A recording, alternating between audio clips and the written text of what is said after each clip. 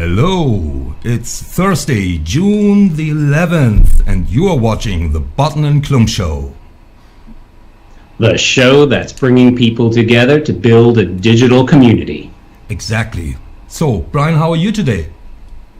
Good. How you doing, Kai? I just set up the whole thing the whole day, and so I'm looking forward to a great show with a great topic and a great guest. But before we're getting Well, I was just going to say, we're getting quite a cadence of this going now, right? Yeah, I mean, twice a week. Twice a week. This is so cool. It's just so much fun. And what happens usually at this point of the show that I'm asking you a weird question. So you've got any idea about what I could ask you? Most probably not. It could virtually be anything. Yeah. Right? So, Brian, at this point, what's the scent of your current scented candle? My current scented candle. Wow. Well, you've asked me at a perfect time, because what I got going on right now is a bit of bergamot and neroli. Bergamot and neroli. This sounds good. Oh. Wow. Yeah, it is good. Yeah, what about you? You got any scented candle action? So that's why I brought it up. I just wanted to show this. I've got a scented candle, and it looks like that. It's this little buddy. Yeah. Looks good, but what about the scent? Actually, it's not good. Oh, ouch. No.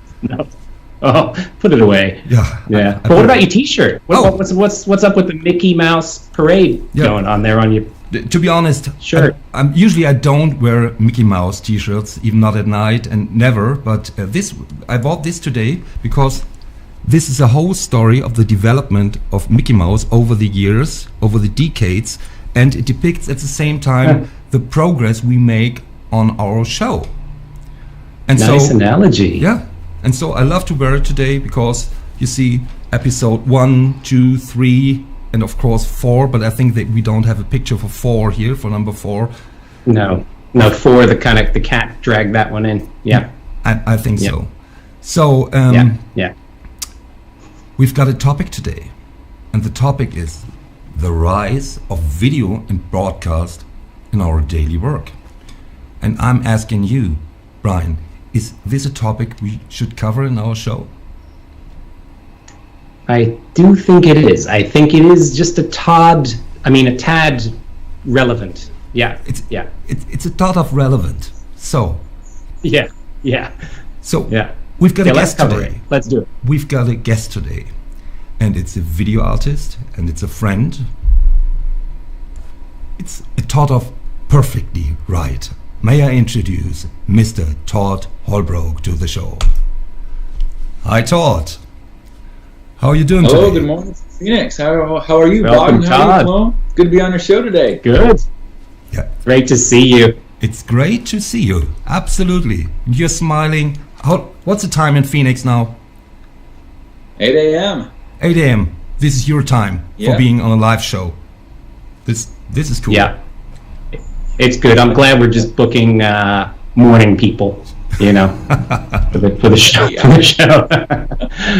It's great to have you on, Todd. I wanted to start off by asking you, how did you actually get into video production? What makes you passionate about it? Like, what brought you to it?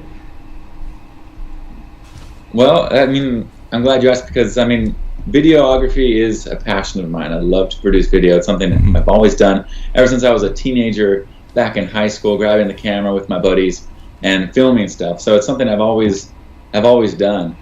But originally that wasn't something I went into for my career. I wasn't expecting it to be. Anyway, I have a bachelor's and a master's degree in public relations. So I have had experience. Not entirely unrelated. Sorry, go ahead, Brian. I was just going to say, that's not entirely unrelated, right? As we'll explore not later on in this show. Definitely within the same realm of communications there, and being able to represent and have a company speak out to their different stakeholders and audiences is definitely relevant. But my my forte at that time was more in just writing articles, press releases, things of that nature. which was more fitting 10 years ago, 15 years ago. But now times have definitely changed, Mm-hmm. even within the last decade. And and so I had an opportunity at my current place where I work, called Axway, to we know it. So it was actually, it came about in a very interesting way. We had been thinking about our PR strategy and ultimately determined that we needed to kind of have a new, fresh start. And with my background in video, I had already been had put one foot forward, saying, "Hey, let's make this happen because it's relevant. It's what businesses are starting to do, what they're already doing." Yeah. And now it's the year 2020, and I say if companies aren't producing video content, then they're definitely going to be behind it.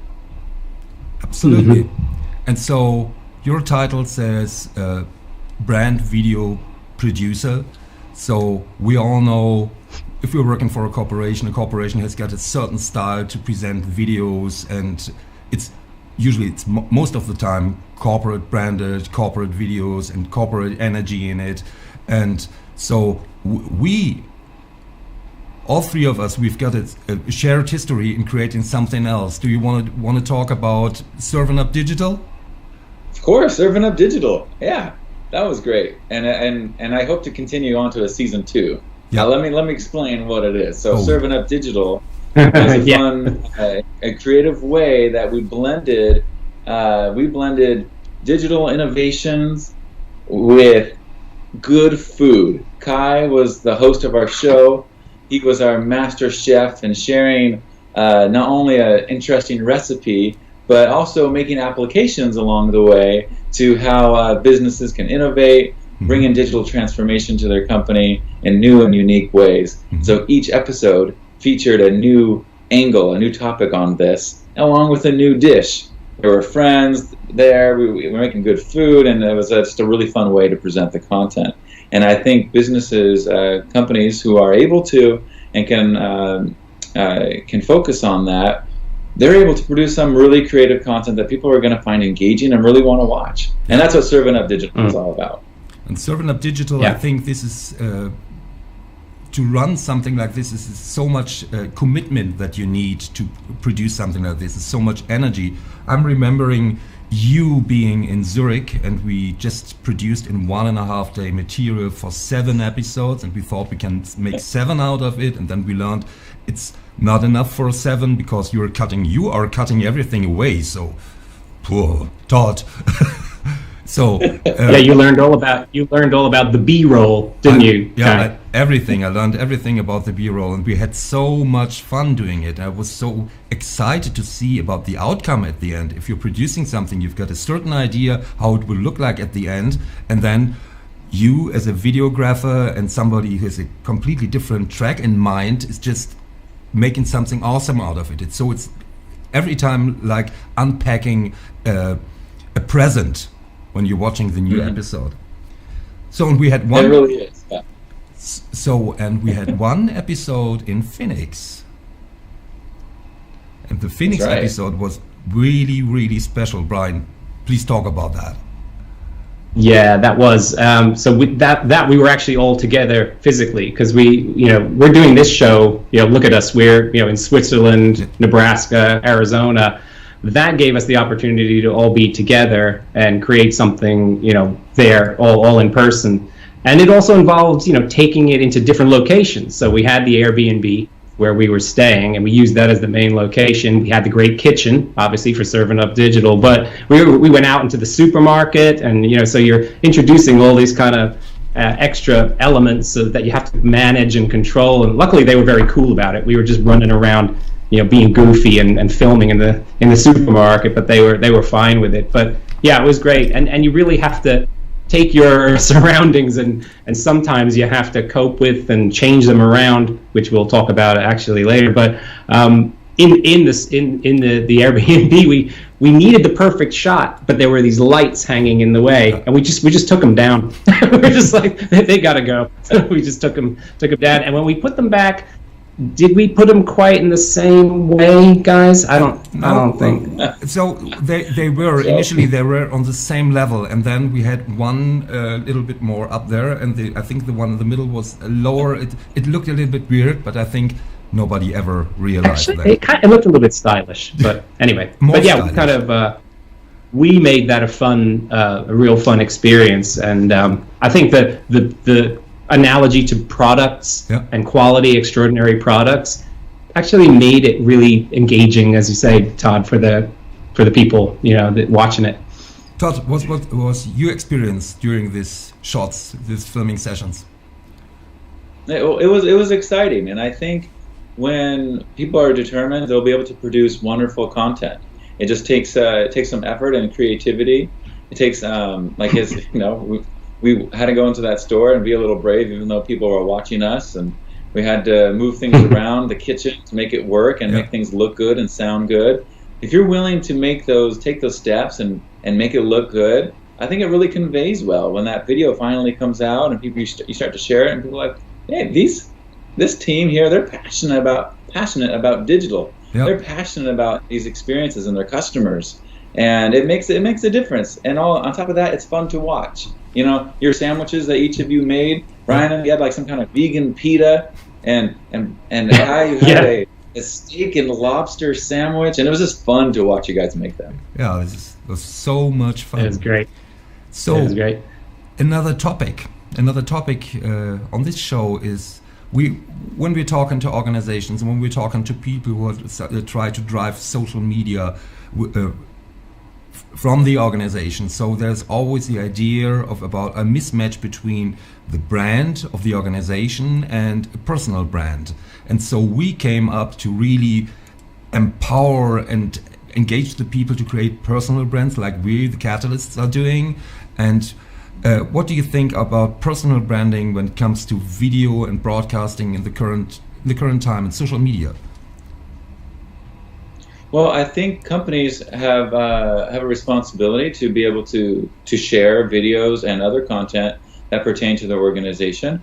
And I think that individual contributors like yourselves, or any employee for that matter, should be out there sharing content that's relevant to them, to their field of interest and their career, and to make a point about certain topics that they're passionate about.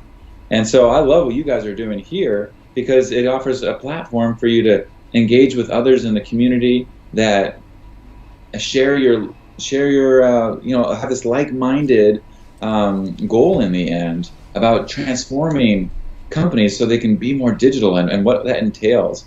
I think everybody should be able to have the opportunity to do that if they want to do that. I mean, some people just say video's not for them, and that's okay. And no one has to make their own YouTube channel or start their own show, but by all means, if you can, and if you can pull off something like this, which you guys have done with a live show, by all means do it, because people are out there, they're watching, and even if it might be slow at first when you first start, it gets better, just like your shirt.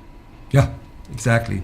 So this is this leads me to the next short question. So we just started without really making a big advertisement. We just wanted to assure that this show runs stable and it just works. And so we're seeing, so the streaming platforms they have always this live thing. So it's actually live, and with live comes this authenticity and this level of stress, like being on a keynote. So this is how we are right now. And you've got the replay afterwards. And what you told me when we sat in the bar in Zurich late at night, and you told me everything within, you got me a brain dump about the YouTube rules if you want to do something on YouTube. Maybe you give one or two to the audience. Yeah. Well, you have to have what we call the first 50. Is that what you're referring to? Yep, the first 50, exactly. Yeah. So, and that's a general rule of thumb. So the idea there is, some people hesitate. Maybe they want to start their own video channel, their own YouTube channel, their own video series, but they start to feel that natural pullback, like, I don't know if I can really pull this off. I don't know if this is gonna look any good. I don't know. it's going to be accepted, or I'm not going to get very many views or watch time. And you start to have these doubts, and that's normal. But the general rule of thumb is you got to give it 50 episodes. Yep. You got 50 of them, right? What Because happens that after will give- 50? Well, that it does a number of things. Mhm. For one, it starts to build up your keyword SEO research results within Google and YouTube. Mhm. So if you're honed into a specific topic, your niche topic, Mhm. you start to build up credibility. You become recognized from YouTube as legitimate, and they start throwing recommendations your way. People start to view your videos more often, and boom, all of a sudden you have more of a following just because you keep at it. And then, and second, you want to give it some time, because you find improvements and tweaks, and you make adjustments along the way. And when you look back at your first episode, it's going to look very different than your 25th episode, Yeah. and you're going to be proud of your growth. It makes a change. So this is super exciting. This one, first 50, just it burned into my brain, and I was a little bit anxious to start with video in that way. But now, once we started, it's just so much fun to do it, and to produce content, and to have guests like you and all the other guests we had on the show. And so this is twice a week, every Tuesday and Thursday at 11 a.m. EST, 5 p.m. Central European Summertime. Brian, And so let me ask you, Kai and Brian. So do you feel like this episode? I don't know, what episode is this? Am I on? Is it episode? It's six, number eight? 6. It's 7. It's 7 right? minus Or 4. Minus. I don't know how many Seven, episodes. seven minus the From now the until the dreaded first episodes you had, do you see an improvement? Yeah, of course. So an improvement in absolutely. how we behave here, and I can trust my machinery now. Even if, for example, the stream says I'm a little bit weak, I can relax. It will come up again, and I see on the other screen above there, I can see the Facebook stream. We're live on YouTube and Facebook at the same time, and we're gonna go to many other platforms at the same time in parallel to be ready to be reviewed on the certain platforms all over the world. And this is it feels just so good. And just talking to you is always fun. Talking to the guests, talking to Brian. Likewise, yeah. Yeah. So I was going to say that the energy of doing it live, it does make a difference. It really does. And I like what you said about, we're not going to get 1,000 views on the first episode, right? So we're focusing on what matters, the stuff that Kai just talked about, and that Todd that you kind of advise on.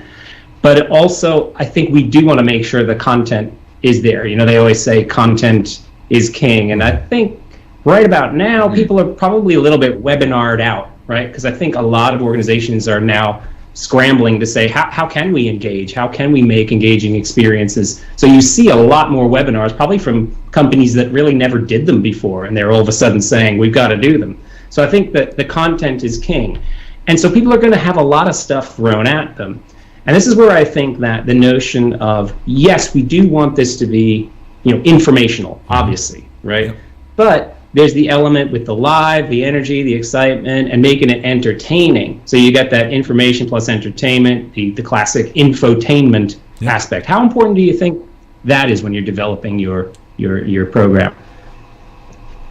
It's absolutely important. What a lot of people don't understand is that there are marketers today that, they're calling this era that we live in the Netflix era, where people are seeking entertainment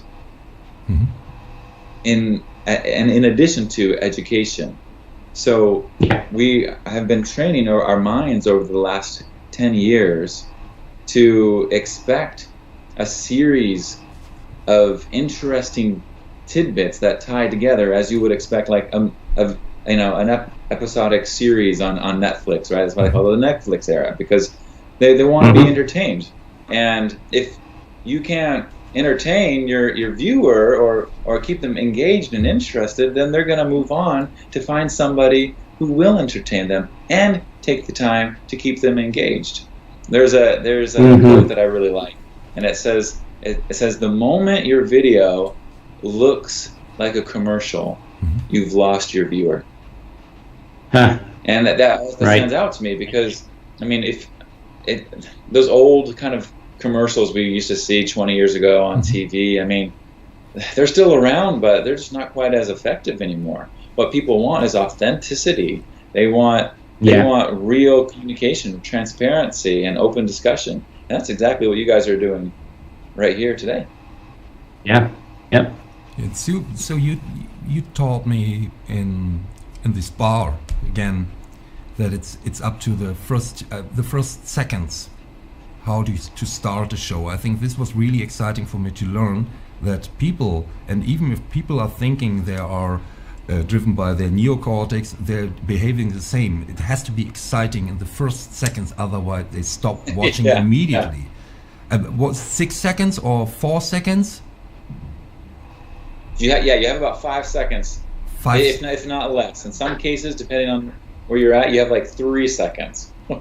Yeah, so if we are just browsing on LinkedIn or something, what catches our attention? It has to be some way bold. It's what's the article or the post I'm clicking on? What's the YouTube video I'm clicking on, and how to really make people excited to watch it? And we are still in this process. I think our friend Suresh Surendaran, who was creating this opener, it's punchy enough that we already have many viewers. Yeah, we got the pumping new opening. Yeah, it's really, I love it. Really good. It's a ringtone for me now. I'm always watching the whole day. It just energizes me. I love it. So, well, I mentioned that, I had been working in public relations, so doing a lot of press releases and articles and things like that. But it occurred to me, how often does somebody who's cruising down LinkedIn stop and say, "Oh, goody, let me please read this press release, corporate press release. I'm so excited." No one really does that. No one's going to click that. It's some words. But when they come upon this flashy, engaging shot of somebody using a blowtorch to cook a steak. Oh yeah, I don't know who does stuff like that. What is this? Which is never a problem, by the way. Don't try this at home. Exactly. And that's I remember we were singing the. Sorry, Todd. Yeah, we were singing the theme tune all around the place as well. I remember it was like you couldn't get it out of our heads. Yep. That kind of catchy thing. Yeah. It definitely is catchy. So we've got seven more minutes. So let's make a little turnaround about a personal video experience. So we all were in lockdown in some way, in some strengths, and we know how it looks like, how we look like, and how others look like on video meetings, video chats, whatever platform our company is using. What can you say about this?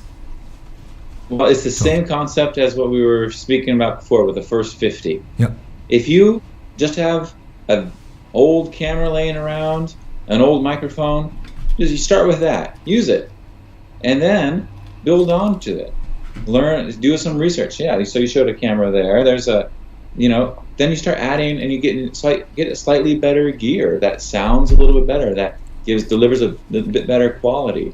This will help just your overall picture and overall quality of your production. I think you helped Brian setting up the room. Is it right? Yeah, that's right. And it's not even about, like we always say, it's never just about the technology, right? It's about getting your environment set up, getting in the right mindset, saying, oh, I don't really want to change my office configuration around because I like it this way, but I need to. And Todd sends me a blueprint of here's what you got to do. So I'm shifting everything around. We had one guest, and this is all part of letting everybody in on the action, right? This is no longer just for people coming into a studio. We're building studios. When I look at what we've done, building the studio in your home, and that means you're going to have to make some changes. The one guest we had, and welcome, and boom, and he popped up right where you are now, Todd. And there was a big window, blazing light, behind him, and we thought, ooh, you're going to have to changed. So, he's having to shift his chair around and everything.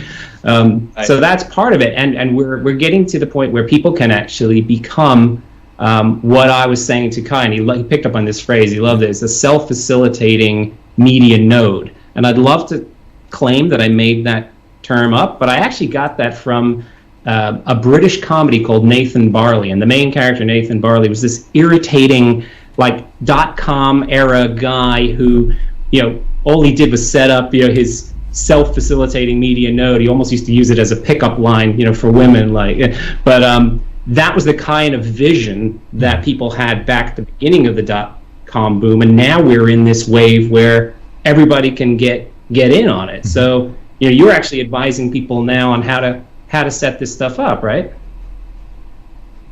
Well, yeah. I mean, I think it's time. It's the year 2020. Yeah. If we hadn't learned to use video before this pandemic, we certainly should have learned our lesson by now. Yeah, absolutely. There's analyst, from what I've read, analysts have said that by the end of this year, 2020, 80% of all internet traffic will be video. Yeah. 80% of everything on the internet, cruising around the internet, is going to be video based. Yeah. And that was staggering. That is a prediction that was made before the pandemic. Yeah. I bet that's much higher. I bet it's higher now. The way we communicate now is going to be essential through video. Imagine what it's going to be like another 5-10 years from now. Yeah, this is super important because we just have to, if we're looking at people, how they adopt to social media, it takes so long, even now in 2020. If you're looking at LinkedIn profiles, for example, how they are maintained, in which way are they exciting enough to attract somebody. If we wait now for people to adopt to video, they're just behind. So we have to really ramp up, we have to gear up everything, we have to think about how to help people to get into a position where they can produce video. And it's a step, it's one step you have to do. Yeah. Really, it's a lot of fear. It's a lot of fear if you do content that is post-produced. Sure. And it's even more fear to go live. I know exactly what it means to be in this situation. But once you did this, this is just cool. So that's rewarding.